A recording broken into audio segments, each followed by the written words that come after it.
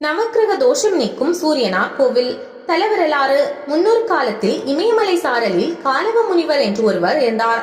ஒரு நாள் ஒரு இளந்துறவி காலவ முனிவரிடம் வந்தார். தனது வருங்காலம் பற்றி அறிவிக்கும்படி கேட்டார். காலவ முனிவர் தமது ஞான திருஷ்டியால் இளந்துறவியின் வருங்காலம் பற்றி ஆராய்ந்தார். உமது வருங்காலம் பற்றி கூற ஒன்றுமில்லை என்றார். உடனே அந்த இளந்துறவி காலவ முனிவரை பார்த்து, மற்றவரின் வருங்காலம் பற்றி கூறும் நீர் உம்முடைய வருங்காலம் பற்றி அறிந்ததுண்டோ என கேட்டு நகைத்து மறைந்தார். காலவ முனிவர் தன்னுடைய வருங்காலத்தை எண்ணி பார்த்தார். தமது முன்வினை பயனால் முன்ஜென்மத்தில் நண்டுகளின் காலை முறித்து தின்ற பாவத்தால் கூடிய விரைவில் தமக்கு தொழுநோய் வரப்போகிறது என்பதை உணர்ந்தார். காலவ முனிவரின் சோகம் படிந்த முகத்தை பார்த்த மற்ற முனிவர்கள் சோகத்துக்கு காரணம் என்ன என்று விசாரித்தனர். காலவ முனிவர் தனது வருங்கால நிலைமையை எடுத்துரைத்தார். அதனை கேட்ட மற்ற முனிவர்கள் நவக்கிரகங்களை நோக்கி தவம் செய்து வினை பயனிலிருந்து விடுதலை பெற முயற்சி செய்யும் என்று ஆறுதல் கூறினார்கள். அதன்படி காலவ முனிவர் நவக்கிரகங்களை தியானித்து கடும் தவம் புரிந்தார். காலவ முனிவரின் முன் நவநாயகர்கள் ஒரு சேர வந்து காட்சி கொடுத்தார்கள். முனிவரே, உமது தவத்திற்கு மகிழ்ந்தோம், உமக்கு என்ன வர வேண்டும் என்றார்கள். காலவ முனிவர் நவநாயகர்களை நோக்கி, நவ மண்டலாதிபர்களே, வினைப்பயனை ஊட்டும் தேவர்களே, அடியேனை தொழுநோய் பற்றும் சூழ்நிலை உள்ளது. அந்த தொழுநோய் என்னை அணுகாதபடி வரம் தர வேண்டும் என்று கேட்டுக்கொண்டார். நவநாயகர்களும் அவ்வண்ணமே ஆகுக என்று வரம் தந்து மறைந்தனர். இந்த செய்தி பிரம்மதேவருக்கு தெரிய வந்தது. நவக்கிரகங்களை தம்மிடம் வருமாறு செய்தார். அவர்களை நோக்கி, நவக்கிரகங்களே, நீங்கள் தேவர்களாக இருந்தாலும் எம் கட்டளைப்படி நடக்க வேண்டியவர்களாவீர்கள்.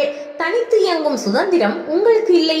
சிவபெருமானின் ஆணைப்படியும் காலதேவனின் துணை கொண்டும் அனைத்து ஜீவராசிகளுக்கும் அவரவரது வினை பயனை ஊட்டுவதற்காகவே உங்களை யாம் படித்தோம். அவ்வாறே நடக்கும்படியும் உங்களுக்கு உத்தரவிட்டோம். ஆனால் நீங்கள் எமது உத்தரவுக்கு கீழ்ப்படியாமல் மீறி நடக்க தொடங்கினீர்கள். நீங்கள் சுதந்திரமானவர்களாகி காலவ முனிவருக்கு தொழுநோய் அணுகாமல் இருக்க வரம் கொடுத்துள்ளீர்கள். ஆகவே நீங்கள் 9 பேரும் பூலோகத்தில் பிறந்து காலவ முனிவர் தொழுநோயால் கஷ்டப்பட வேண்டிய கால அளவு வரை நீங்கள் அந்த தொழுநோயால் துயரடைவீர்கள் என்று சாபமிட்டார். சாபமொழி கேட்ட நவக்கிரகங்கள் அறியாமல் செய்த பிழையை பொறுத்து தங்களின் சாபத்திற்கு விமோசனம் ஒன்று கூற வேண்டும் என்று கேட்டுக்கொண்டனர். அது கேட்டு மனமிறங்கிய பிரம்மன், காவிரி ஆற்றின் வடகரையை அணுகுங்கள். அங்கே அர்க்கவனம் என்ற வெள்ளற்கங்காடு ஒன்று உள்ளது. அங்கே தங்கியிருந்து தவம் புரியுங்கள். கார்த்திகை மாதத்து முதல் ஞாயிற்றுக்கிழமை தொடங்கி 12 ஞாயிற்றுக்கிழமை முடிய 78 நாட்கள் தவம் புரிய வேண்டும். திங்கட்கிழமை தோறும் உதயத்திற்கு முன்னதாக காவிரியில் நீராடி பிராணவரதனையும் மங்கள நாயகியையும் வழிபட வேண்டும். உதயாதி 7 நாளிகைக்குள் அர்க்க இலை வெள்ளருக்கு இலையில் ஒரு பிடி அளவு தயிர் அன்னம் வைத்து அதை சாப்பிட வேண்டும். மற்ற நாட்களில் உணவின்றி நோன்பிருக்க வேண்டும். இந்த அரிய நோன்பை சிறிதளவும் தவறாமல் செய்து வந்தால் சாப விமோசனம் கிடைக்கும் என்று சொன்னார்.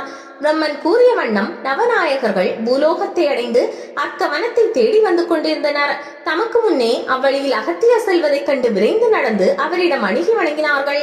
தமக்கு நேர்ந்த சாப வரலாற்றை கூறி அர்க்கவனத்தை தேடுகிறோம், அது உள்ள இடத்தை அறிவிக்க வேண்டும் என்றனர். அகத்தியர் அவர்களை பார்த்து, நாமும் அர்க்கவனத்திற்கு சென்று பிராணவரதரை வழிபட செல்கிறோம். அவ்வனத்திற்கு உங்களையும் அழைத்து போகிறோம், வாருங்கள் என்று கூறி அழைத்து போனார். அவருடன் அந்த இடத்திற்கு சென்ற நவக்கிரக தெய்வங்கள் தங்கள் தவத்திற்கு எவ்வித இடையூறும் ஏற்படாமல் இருக்க கோள் தீர்த்த விநாயகரை பிரதிஷ்டை செய்து மங்கள நாயகி உடனாய பிராணநாதீஸ்வரரை வழிபட்டனர்.